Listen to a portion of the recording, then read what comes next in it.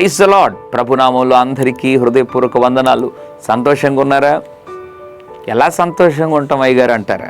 దేవుని బిడ్డలారా, కొంతమంది కొన్ని పరిస్థితుల్లో సంతోషంగా ఉండగలుగుతారు, కొన్ని పరిస్థితుల్లో సంతోషంగా ఉండాలని ప్రయత్నించినా సంతోషించకుండా లేదా సంతోషించలేని పరిస్థితులు గుండా ఉంటారు. కొంతమంది సంతోషించే పరిస్థితులు ఉన్నా కూడా ఎప్పుడు కూడా దుఃఖముఖమే వారి జీవిత స్వాస్థ్యంగా కనపరుస్తూ ఉంటారు.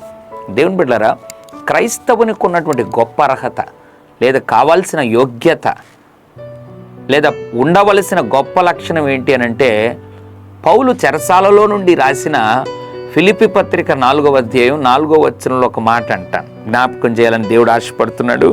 ఆ మాట చూస్తాం. ఎల్లప్పుడూ ప్రభువునందు ఆనందించుడి, మరలా చెప్పుదును ఆనందించుడి. ఎంత అద్భుతమైన మాట! ఎక్కడి నుంచి రాస్తున్నాడు? చెరసాలలో నుండి ఎల్లప్పుడూ మీరు ఆనందించండి, మరలా చెప్తున్నాను ఆనందించండి అని చెరసాలలో నుండి వెలుపట ఉన్న సంఘాన్ని బలపరుస్తున్నాడు. ఆనందించండి అంటే నాకు ఒక ఆలోచన వచ్చింది. వెలుపట ఉన్న వారిని ఆనందించండి, మరలా చెప్తున్నాను ఎల్లప్పుడూ ఆనందించండి అని అనగలిగితే లోపట ఉన్నటువంటి ఆయనకి ఎంత ఆనందం హృదయంలో ఉంటుంది ఆలోచించే. నిజమే దేవుని బిడ్డలారా, చెరసాలలో విపత్కరమైన పరిస్థితుల్లో గాయాల మధ్యలో పౌలు తన జీవితాన్ని ఎల్లప్పుడూ ఏ ఉన్నా లేకపోయినా ఏ పరిస్థితి అయినా ప్రభువునందు ఆనందించడము అలవర్చుకున్నాడు. ఉదయకాల సమయంలో నీవు కూడా పరిస్థితిని చూసి ఆనందం పోగొట్టుకోవద్దు.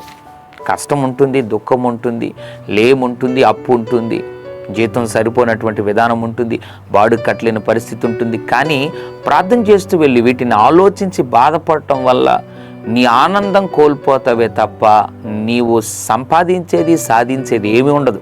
కానీ ప్రభు మీద ఆనుకోగలిగితే ఆయన కార్యం చేయడం మాత్రమే కాకుండా నిన్ను ఎల్లప్పుడూ ఆనందముతో నింపగలడు. అందుకే వాక్యం అంటుంది, ఎల్లప్పుడూ ఆనందించండి.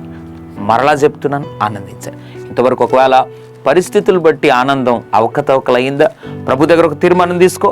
ఏ పరిస్థితి అయినా ఆనందించే హృదయం నాకు ఈ ప్రభుని అడుగు. నిశ్చయముగా ఆయన అట్లు నిన్ను ఆనందింపజేస్తాడు.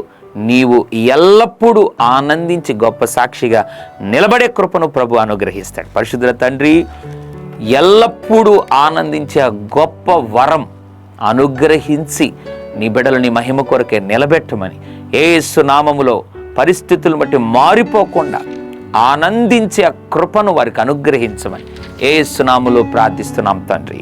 ఆమెన్. God bless you.